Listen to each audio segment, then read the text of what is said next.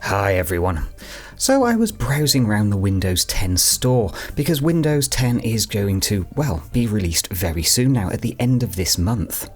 So it was an interesting opportunity to take a look and see, well, quite how many apps are Microsoft going to be bringing to the table themselves and through third-party offerings.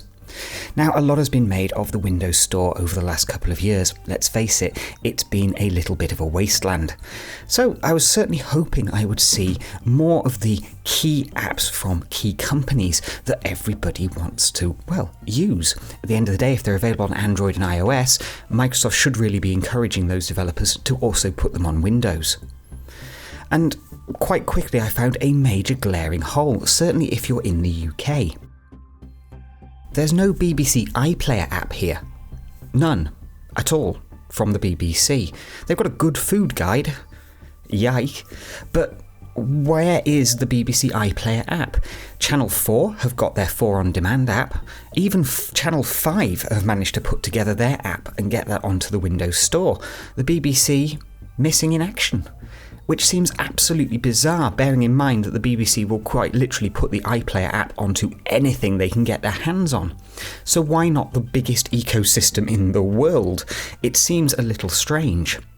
But to be fair, ITV, the Channel 3 we have in the UK, also has not delivered an app. Interestingly, they don't also have an app on, well, the Xbox either. Maybe this is some contractual thing here, maybe it has something to do with the way that advertising works on the Xbox and maybe also within the Windows Store as well, and neither company is willing to give too much away. Certainly that would seem to be very likely in ITV's case.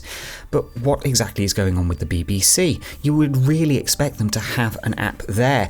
If nothing else, to have pre-announced they're going to have an app for launch for Windows 10. It's going to be a big ecosystem for Microsoft, and it does seem to be a little bit odd that it's just missing, basically.